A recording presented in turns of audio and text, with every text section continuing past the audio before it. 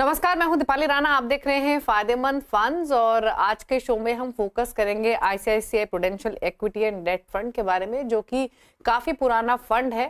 साथ ही साथ मार्केट्स पर भी आउटलुक लेंगे और बातचीत करने के लिए इन सब पर हमारे साथ मौजूद हैं मितुल कालावड़िया, जो कि सीनियर फंड मैनेजर हैं आईसीआईसीआई प्रूडेंशियल एएमसी से। मितुल जी नमस्कार, स्वागत है आपका। और सबसे पहले तो सीएनबीसी आवाज की तरफ से आपको नववर्ष की ढेर सारी शुभकामनाएं। नववर्ष की शुभकामनाएं आप सबको भी। तो मितुल जी, सबसे पहले तो मार्केट्स कैसे देख रहे हैं 2025 में? क्या व्यू है, किस तरीके का ट्रेंड रह सकता है, किस तरीके की तैयारियां ऑलरेडी रखे इन्वेस्टर्स मार्केट एक्सपेक्टेशंस के हिसाब से?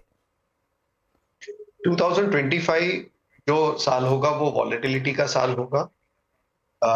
दो बड़े मैक्रो ट्रेंड वाइज अगर बात करें तो है, एक तो जो अभी एक्सपेक्टेशन है कि भाई यूएस में नए प्रेसिडेंट आने के बाद यूएस इकोनॉमी में रिफॉर्म होगा और रिफॉर्म के चलते वहां पे ग्रोथ ज्यादा होगी।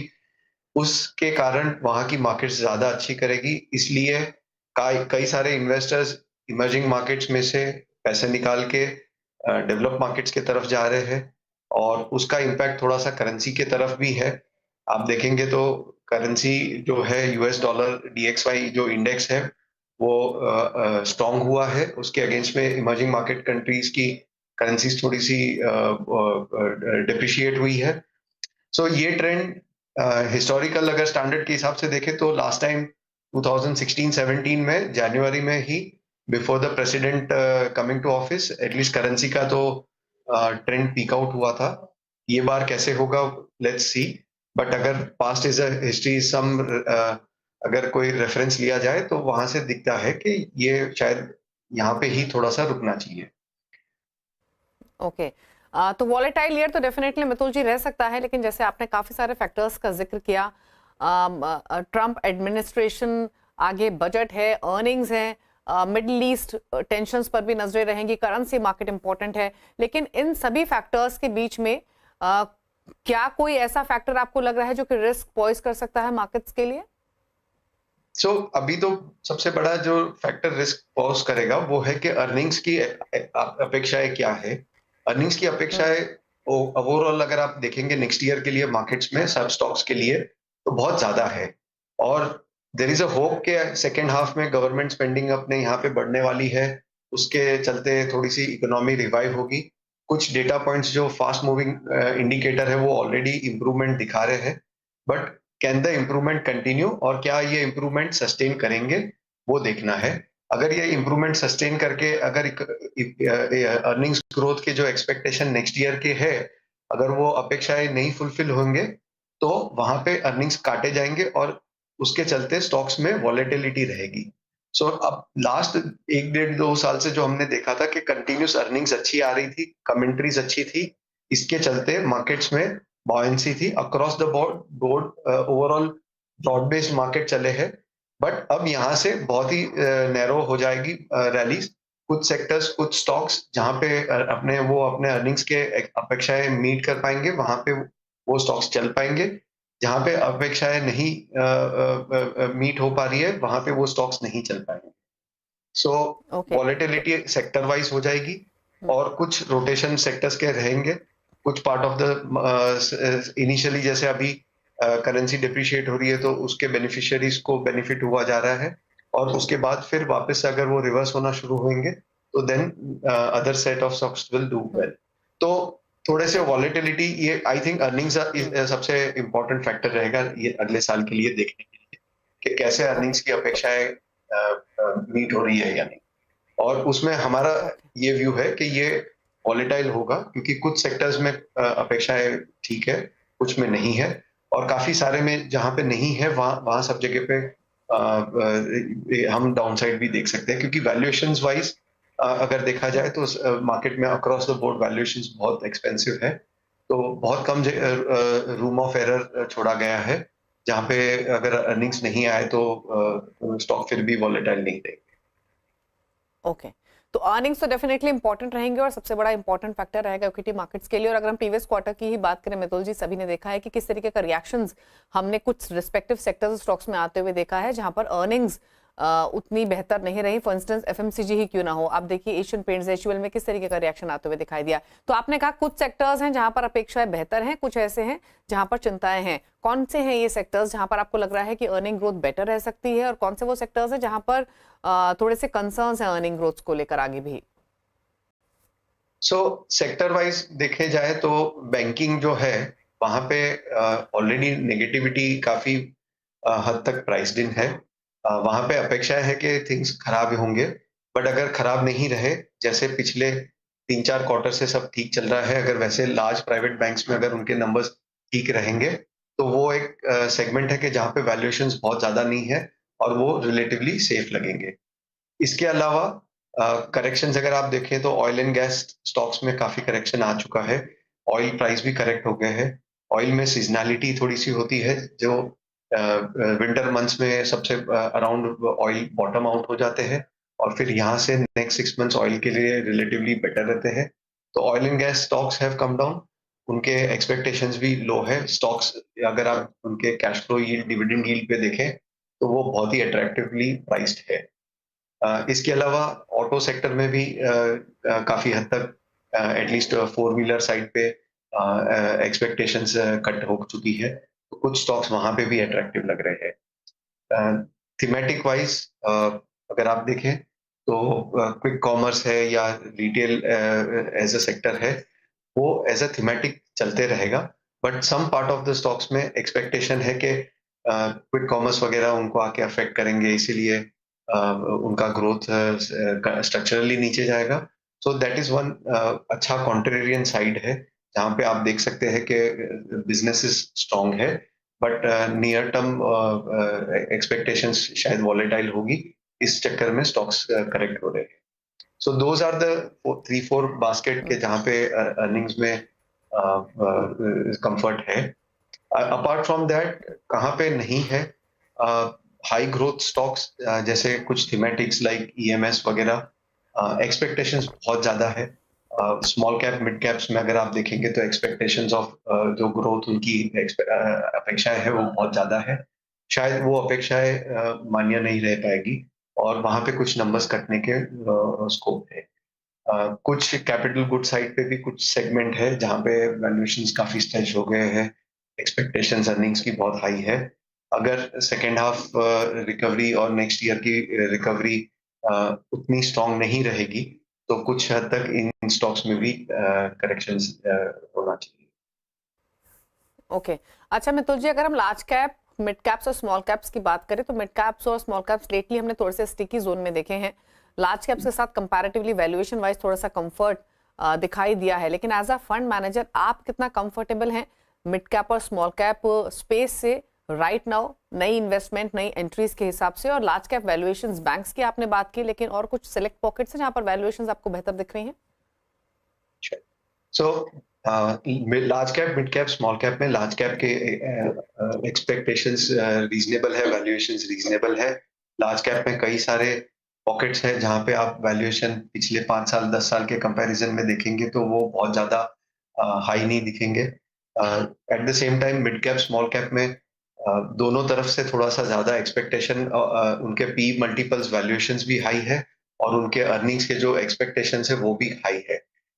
Actually earnings expectation mid cap small cap और जितना छोटा मार्केट कैप में आप जा रहे हो वहां पे इतना हाई है। अगर आप वो सब अगर सारी कंपनीज अगर उतना ग्रोथ अचीव करेंगी तो एक्चुअली जीडीपी ग्रोथ काफी हाई हो जाएगा। तो वो जो एक्सपेक्टेशंस की जो अजम्पशंस है वो थोड़े से इनकंसिस्टेंट वहां पे लग रहे हैं, तो वहां पे ज्यादा स्कोप है अर्निंग्स कट करने का, एंड वैल्यूएशंस हाई होने की वजह से वहां पे वैल्यूएशंस सपोर्टिव नहीं है। तो overall mid cap small cap space हमें ज्यादा नहीं पसंद। ओके अच्छा मितुल जी, कैपिटल मार्केट थीम पर आपकी राय क्या है? क्योंकि यहाँ पे ब्रोकरेज स्टॉक्स हो या एमसी स्टॉक्स हो, काफी अच्छी परफॉर्मेंस रही है। इस थीम में कैसी ग्रोथ आप देख रहे हैं for next 1 year? Actually financial market जब भी वॉलेटाइल हो जाते हैं, जो अगर यहाँ से अर्निंग्स अगर एक्सपेक्टेशंस नहीं होगी तो जनरली फाइनेंशियल मार्केट स्टॉक्स अच्छा नहीं करते, और क्योंकि मार्केट्स वॉलेटाइल रहते हैं तो सम ऑफ द स्टॉक में जो अब तक की जो अच्छी ग्रोथ आई है तो शायद वो फिर पीक होने होती दिखेगी कुछ स्टॉक्स में, और वैल्यूएशंस इन स्टॉक्स में काफी हद तक री रेटिंग हो चुका है। सो ये स्टॉक्स भी अगर आप देखेंगे तो हमारे पोर्टफोलियो में तो इक्विटी एंड डेट पोर्टफोलियो में नहीं है। सो ये सेक्टर से थोड़ा सा I think peak of the cycle जैसे लग रहे हैं। Okay, okay. अच्छा, अब अर्निंग्स बात करते वाइज हैं एक आध आईसीआईसी दो प्रू। क्वार्टर वो अच्छे आएंगे, बट वो अर्निंग्स ओके, थोड़ा सा ओके, मिरर में देखने जैसा होगा। यहाँ से अगर ओके, मार्केट्स वॉलेटाइल हो जाएंगे तो वो अर्निंग सस्टेनेबल नहीं हो पाएगा। Okay, correct. Important point in fact यहाँ पर मितुल जी ने मेंशन किया कि ऑलरेडी काफी चल चुके हैं, पीक ऑफ द साइकिल हो सकती है, मार्केट वॉलिटिलिटी रहेगी तो डेफिनेटली इंपैक्ट दिखेगा अर्निंग्स पर, क्योंकि इन्वेस्टर्स का कॉन्फिडेंस रिटेल का स्पेशली थोड़ा सा लूज होता है इस तरीके के मार्केट में, पार्टिसिपेशन थोड़ा सा लैगार्ड रहता है।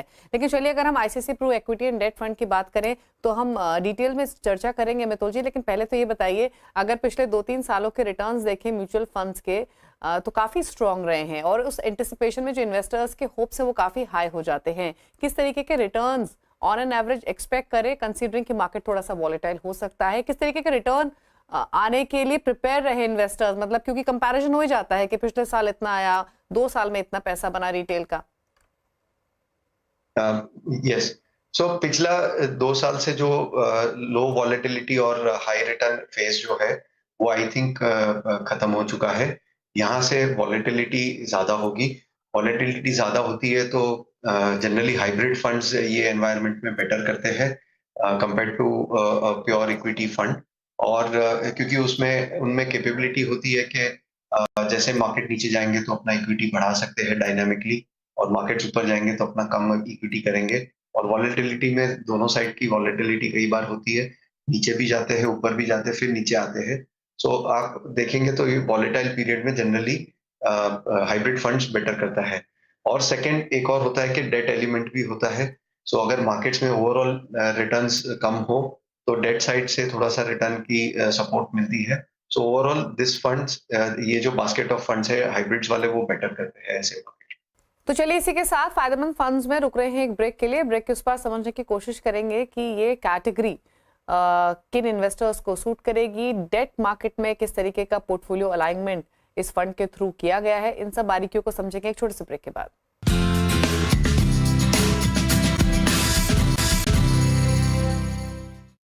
ब्रेक के बाद आपका स्वागत है। आप देख रहे हैं फायदेमंद फंड्स और हमारे साथ मौजूद है मितुल कालावड़िया, जो कि सीनियर फंड मैनेजर हैं आईसीआईसीआई प्रूडेंशियल एएमसी से, और आज हम बातचीत कर रहे हैं आईसीआईसीआई प्रूडेंशियल इक्विटी और डेट फंड की। अच्छा, और अगर हम आईसीआईसीआई प्रू इक्विटी और डेट फंड की इन पर्टिकुलर बात करें तो पहले तो ये समझना चाहेंगे कौन सी कैटेगरी ऑफ इन्वेस्टर्स को ये कैटेगरी सूट करेगी, कितना यूजुअल एक टाइम होराइजन लेकर चले अगर एक्सपोजर ले यहाँ तो। So generally equity and debt fund थोड़ा सा एग्रेसिव हाइब्रिड साइड की कैटेगरी में आता है। सो हाइब्रिड फंड्स की अगर आप रेंज देखें हमारे पास, तो लोअर साइड में इक्विटी सेविंग्स आता है और हायर एंड पे जहाँ पे हायर इक्विटी होती है वहां पे इक्विटी एंड डेट फंड है। सो हर investor, different type of investors के लिए different set of hybrid funds recommended है। जिन लोगों ने मार्केट की साइकिल्स ओवरऑल हिस्टोरिकली देखी हुई है, जिन लोगों जो इन्वेस्टर्स के पास लॉन्गर होराइजन है, वो यंग है, अभी एंटर किए हैं इन्वेस्टमेंट और अर्निंग साइकिल में, उनके पास अपने 30-40 साल है अभी तक कमा के ह्यूमन कैपिटल को फाइनेंशियल कैपिटल में कन्वर्ट करने के लिए, उनके लिए ये हाइब्रिड एग्रेसिव हाइब्रिड फंड्स जो कैटेगरी है वो बेटर रहती है कि जो मार्केट के वॉलेटिलिटी के साथ अपना इक्विटी इन्वेस्टमेंट लेवल चेंज करे, एंड एट दिस जब भी मार्केट्स नीचे हो तो अपना इक्विटी लेवल बढ़ाए, मार्केट ऊपर हो तो इक्विटी लेवल कम करे, सो दैट इन्वेस्टर्स को अपने एंड से अपना एसेट एलोकेशन नहीं करना है। प्लस वैसे इन्वेस्टर इसमें लॉन्गर टर्म होराइजन के साथ जनरली निवेश कर सकते हैं। अच्छा, as a fund manager Mitul ji, आप इस पर्टिकुलर फंड में किस तरीके की स्ट्रैटेजी अपनाते हैं? यानी बेसिकली समझने की कोशिश ये की जा रही है कि किस तरीके से एक्सपोजर आप अलाइन करते हैं इक्विटी और डेट में, कितना ये रिस्की या लेस रिस्की हो सकता है इन्वेस्टर्स के लिए? सो जनरली इक्विटी इन्वेस्टमेंट लेवल 65 से लेके 80% तक होता है। डिपेंडिंग ऑन वैल्यूएशंस वाइज हम इसको डायनामिकली चेंज करते हैं। एट डिफरेंट मार्केट वैल्यूएशन अगर आप पिछले 4-5 साल की हिस्ट्री देखेंगे तो हर डिफरेंट मार्केट लेवल पे हमारा इक्विटी लेवल आइदर ऊपर है या नीचे गया है। पिछले 1 साल में भी हमारा इक्विटी लेवल कई बार ऊपर गया है, कई बार नीचे भी गया हुआ है। सो ये डायनामिकली हम लोग चेंज करते हैं। ये काफी सारे वेरिएबल्स पे डिपेंड करता है, मैक्रो वेरिएबल्स हम लोग देखते हैं मनी सप्लाई से लेके इक्विटी वैल्यूएशन से लेके सेंटीमेंट वाइज क्या है ओवरऑल, और अर्निंग्स कैसे दिख रही है। सो काफी मल्टी फैक्टर है जिसके बेसिस पे ये डिसीजन लिया जाता है। ओके और कितने टाइम में बेसिकली इस एलोकेशन को रिव्यू किया जाता है, या फिर जो भी बड़े इवेंट्स है पे जब वो अर्निंग्स हो या फिर सपोज कीजिए कोई जियो पॉलिटिकल स्ट्रेस आ जाए, क्या उसके बेसिस पे फिर स्ट्रैटेजी रीएलोकेट की जाती है? सो ये स्ट्रैटेजी उसके बेसिस पे भी चेंज की जाती है। सो जब भी एक पॉइंट पे डेट और इंश्योरेंस का taxation versus equity taxation India में चेंज किया गया था, तो वो एक इवेंट था जिससे दिख रहा था कि इक्विटी की तरफ थोड़ा सा झुकाव बढ़ सकता है, तो उस टाइम पे इक्विटी इन्वेस्टमेंट लेवल बढ़ाया जाता है। ओके अच्छा, अगर एग्जिस्टिंग 65 to 80% इक्विटी पोर्टफोलियो की बात करें तो इसमें जो ज्यादा कंसंट्रेशन है वो लार्ज कैप्स की तरफ से है, मिड कैप्स स्मॉल कैप्स का पार्टिसिपेशन कितना है, बेसिकली अगर परसेंटेज टर्म्स में समझना चाहें? सो आज देखेंगे तो लार्ज कैप की तरफ झुकाव बढ़ रहा है, बट ये भी हम लोग हिस्टोरिकली डायनामिकली चेंज करते हैं। सो आप 2018 से 20 में देखेंगे तो हमने systematically mid and small cap को बढ़ाया था। फिर आज वो वक्त लग रहा है कि जहाँ पे मिड एंड स्मॉल कैप का एलोकेशन कम करना चाहिए, और अगर आप फंड का पिछले कुछ महीनों से देखेंगे तो हमारे यहाँ पे हम इसमें अपना मिड एंड स्मॉल कैप कम करते जा रहे हैं। आज लार्ज कैप का प्रोपोर्शन ज्यादा है, mid and small cap around 10% and below है। So that is dynamically changed. Okay और अगर सेक्टर स्पेसिफिक देखें तो कहाँ आपका ज्यादा एक्सपोजर है, किन सेक्टर्स पर ज्यादा ओवरवेट हैं आप, किस तरीके का एलोकेशन है? सो सेक्टर्स जिनके बड़े वेट है फंड में, बैंकिंग एक बड़ा सेक्टर है, प्राइवेट बैंक्स हमारे पास ओवरवेट में है। इसके अलावा पावर है, टेलीकॉम है, ऑटो है। ये तीन सेक्टर भी हमको काफी पसंद है, और इन सेक्टर में हमारा वेट्स ज्यादा है। और इन सेक्टर्स में if I am not wrong आप काफी सालों से इन्वेस्टेड हैं, मतलब अगर हम स्पेशली जो तीन आपने नाम लिया, आप कब से इन्वेस्टेड हैं इन सेक्टर्स में? सो अलग अलग सेक्टर्स में, जैसे पावर जो है, काफी लंबे समय से हम ये थीम पे ओवरवेट रहे हैं। 2018 टू 20 हमने ये सेक्टर में अपना वेट काफी बढ़ाते गए थे, जब भी वैल्यूएशंस बहुत अट्रैक्टिव थे, बॉटम ऑफ द साइकिल चल रही थी इन सेक्टर्स की। तो एक हमारी स्टाइल है ये फंड की, जहाँ पे हम कॉन्ट्रेरियन इन्वेस्टिंग और काउंटर सिक्लिकल इन्वेस्टिंग करते हैं। कोई सेक्टर जो टॉप ऑफ द साइकिल हो उनसे दूर रहते हैं, सेक्टर्स जो बॉटम ऑफ द साइकिल है उसमें बहुत जोर से धीरे धीरे करके gradually over a period of time weight बढ़ाते हैं, बट स्क्यू बढ़ा देते हैं। सो पावर एक ऐसा सेक्टर रहा है कि जिसमें हमने 2018 से 2021 तक बहुत हाई स्क्यू वेट्स चलाए थे। लास्ट ईयर तक भी हमारे पास ये सेक्टर में बहुत हाई स्क्यूड वेट्स थे, वहां से वेट्स थोड़े से कम हुए हैं, बट ओवरऑल स्टिल हमें ये सेक्टर पसंद है। वैल्यूएशंस अभी भी कुछ बास्केट ऑफ स्टॉक्स इसमें अभी भी अट्रैक्टिव है, इसलिए यहाँ पे ये सेक्टर में हमारा वेट अभी भी हाई है। ओके अच्छा, मैं अगर ऑटोज की स्पेसिफिकली बात करूं मितुल जी, और अगर आप कंफर्टेबल हो कंपनीज के नेम मेंशन करने में, तो वैल्यूएशन वाइज कंफर्ट आपको कहाँ दिखाई दे रहा है? क्योंकि यहाँ पर ऐसे स्टॉक्स भी हैं जो कि काफी ह्यूज रनअप दिखा चुके हैं। फॉर इंस्टेंस एमएनएम, मारुति नए हाइस छूने के बाद थोड़ा हल्का जरूर हुआ, वापस से यहाँ पर बाइंग इंटरेस्ट इमर्ज हो रहे हैं। टाटा मोटर्स थोड़ा अंडर परफॉर्मर रहा है, लेकिन अगर वैल्यूएशन कंफर्ट देखें, ग्रोथ कंफर्ट देखें, तो उस हिसाब से किस तरीके से स्ट्रैटेजी आप ऑटोज में specifically at this point of time plan कर रहे हैं? सी ऑटोज में पूरा एज अ बास्केट आप हम देखेंगे अगर फंड में, तो हमारे पास कुछ स्टॉक्स है, बट ये थोड़ा सा स्टॉक पिकिंग सेक्टर है। यहाँ पे थोड़ा सा झुकाव ये रहता है कि कौन सी कंपनीज के नए प्रोडक्ट लॉन्च होंगे, कौन सी कंपनीज का मार्केट शेयर गेन होगा, कौन सी कंपनीज जो मार्केट शेयर लूज कर रही थी उनका अभी बॉटम होके यहाँ से इंक्रीमेंट होगा, और कौन सी कंपनीज जो यहाँ से मार्केट शेयर लॉस करेंगे। अकॉर्डिंगली हम अपना पोर्टफोलियो को पोजीशन इसमें ये सेक्टर में करते हैं। ये सेक्टर टॉप डाउन भी है और बॉटम अप भी है। ये सेक्टर में काफी स्टॉक पिकिंग करके अल्फा बनाने का स्कोप रहता है। सो अभी अगर आप हमारे पोर्टफोलियो में देखेंगे तो जो स्टॉक्स है उन पे हमें कॉन्फिडेंस है कि ये यहाँ से मार्केट शेयर को अपना मेंटेन करके ग्रो करेंगे। Plus eight the same time ये जो स्टॉक्स है वो बहुत ही हाई कैश फ्लो यील्ड, अगर आप एज अ सेक्टर देखेंगे तो सेक्टर की प्रॉफिटेबिलिटी अच्छी है, कॉम्पिटिटिव इंटेंसिटी नॉर्मल है, and at the same time अभी ईवी का जो डर था वो डर थोड़ा सा कम हुआ है। ईवी आएंगे, बट नॉट जैसे हमने चाइना में देखा है कि बहुत एग्रेसिवली आएंगे, क्योंकि यहाँ पे इंडिया के पास वो स्ट्रेंथ नहीं है जो चाइना की मैन्युफैक्चरिंग स्ट्रेंथ है। तो उसका एडॉप्शन थोड़ा सा स्लो रहेगा। एंड अगर ये स्लो रहेगा तो ये स्टॉक्स काफी अट्रैक्टिवली वैल्यूड है, क्योंकि कॉम्पिटिटिव इंटेंसिटी स्टेबल होने के कारण और उनकी प्रॉफिटेबिलिटी अच्छी है, तो कैश फ्लो बहुत अच्छे है। तो cash flow support, balance sheet support ऐसे वॉलेटाइल मार्केट के लिए बहुत बेहतर रहेंगे ये in the portfolio to handle the volatility. Okay. अच्छा प्लस मितुल जी, अगर हम डिमांड वाइज करंट अगर आप मार्केट, देखें डिमांड राइट वाइज राइट अगर बताइए। सेक्टर का टॉप नहीं हुआ है, ऐसी कोई बहुत हाई ग्रोथ नहीं आई है सेक्टर में जिससे कह सकेंगे कि ये सेक्टर का डिमांड का पर्सपेक्टिव से बहुत ही टॉप लग रहा है। अच्छा, एक चीज और, अगर हम करंट मार्केट सिनेरियो को देखें या इंटरेस्ट रेट सिनेरियो को देखें, जो प्रोजेक्शंस हैं ग्लोबली या डोमेस्टिकली, आप किस तरीके से प्लेस हैं डेट में? लॉन्ग है, शॉर्ट है, एग्जैक्टली क्या स्ट्रैटेजी है डेट मार्केट को लेकर? सो डेट मार्केट में हमारी जनरली स्ट्रेटेजी होती है मॉडरेट ड्यूरेशन चलाने की। हम लोग बहुत ज्यादा लॉन्ग और शॉर्ट्स तब करते हैं जब भी मार्केट में कोई बहुत ही एक साइड का स्क्यूड व्यू हो।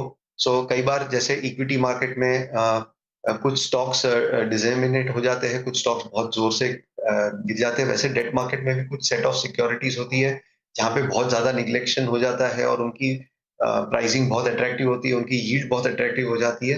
वहां पे जाके हम एकदम स्क्यू बेट्स लेते हैं। वरना अगर कोई ऐसा स्क्यू बेट्स अवेलेबल नहीं हो तो मॉडरेट सी ड्यूरेशन चलाते हैं। बहुत ज्यादा उसमें यील्ड का व्यू नहीं लेते हैं इन अ नॉर्मल मार्केट साइकिल। जब भी कुछ एक्सट्रीम्स हो तभी वहां पे लेते जरूर। तो आज अगर आप बात करेंगे तो वैसा कोई स्क्यूड व्यू नहीं लिया हुआ है, एकदम मॉडरेट सी साइकिल चल। अच्छा, अगर हम इस फंड की प्लेसमेंट की बात करें रेस्पेक्टिव पोर्टफोलियोज में, तो किस तरीके से एक इन्वेस्टर अलाइन कर सकता है इस फंड को अपने एग्जिस्टिंग पोर्टफोलियो में जहां पर ऑलरेडी इक्विटी या फिर डेट एक्सपोजर लिया हुआ हो?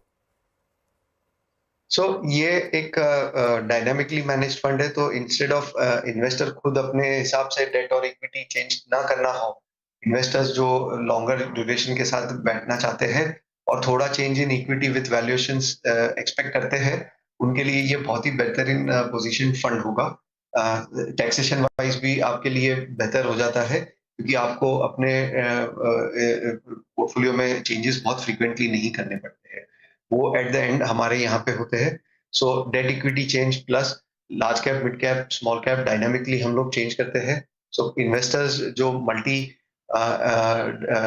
Asset kind of fund, multi assets में इन्वेस्ट करना चाहता है, डेट और equity and at the same time large cap, mid cap, small cap, different market cap allocations में डालना चाहते हैं, डाइवर्सिफाइड पोर्टफोलियो चाहते हैं, उनके लिए ये काफी सही रहेगा। ओके। अच्छा, एक क्वेश्चन जो मैं पहले पूछना चाहती थी मैंने मिस किया, मितुल जी मैं आप पूछ लेती हूँ।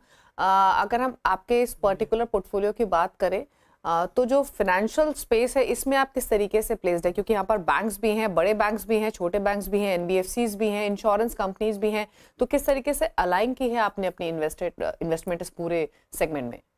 Sure. So large private banks जो है वो हम ज्यादा है पोर्टफोलियो में एलोकेशन उनका आज। लार्ज प्राइवेट बैंक्स हमें ज्यादा पसंद है, तो गिवन कि उनके वैल्यूएशंस और साइकिल जहाँ पे है। अ, उसके अलावा हमारे पास इंश्योरेंस कंपनीज हैं पोर्टफोलियो में जो वैल्यूएशन वाइज अट्रैक्टिव है। एट द सेम टाइम वहाँ पे कोई नए प्लेयर एंटर नहीं कर रहे इंडस्ट्री में, तो कॉम्पिटिटिव इंटेंसिटी रीजनेबल है। तो प्रॉफिटेबिलिटी वाइज भी ज्यादा वरी नहीं है उनका। थर्ड जो कुछ स्टॉक्स है जो कुछ स्मॉलर बैंक्स हैं और कुछ एक्सपोजर टू एनबीएफसी वगैरह नहीं है, बहुत कम है एक्सपोजर टू एनबीएफसी अगर आप देखेंगे तो। वो एक स्पेस थोड़ा सा ओवर वैल्यूड लगता है, तो वहां पे एक्सपोजर ज्यादा नहीं। ओके। चलिए, तो ये बात हुई ICICI Pru equity and debt fund के बारे में, कौन से कैटेगरी ऑफ इन्वेस्टर्स को सूट करेगा। डेफिनेटली लॉन्ग टर्म होराइजन के साथ ये कैटेगरी आपके पोर्टफोलियो में फिट हो सकती है। और सबसे इंपॉर्टेंट बात, जैसे मितुल ही नहीं तमाम मार्केट एक्सपर्ट मानते हैं कि जो अगला एक साल है एक वॉलेटाइल ईयर हो सकता है, तो उस मार्केट सिनेरियो में इस तरीके की थीम जो कि हाइब्रिड कैटेगरी आप कह सकते हैं, क्योंकि इक्विटी भी है, डेट भी है, ये उन इस तरीके के मार्केट में डेफिनेटली सूट करती हैं। और तमाम डिटेल्स तो आपने समझी ही। मितुल के थ्रू कि कहाँ पर इन्वेस्टमेंट है, किस तरीके से अलाइन इन्होंने पूरा पोर्टफोलियो किया है इक्विटी और डेट के लिए। थैंक यू मितुल शो में आने के लिए, और ना ही सिर्फ इस फंड के बारे में बल्कि मार्केट्स पर भी अपने व्यूज शेयर करने के लिए। Thank you so much. धन्यवाद। और इसी के साथ फायदेमंद फंड्स में तो इतना ही। नमस्कार।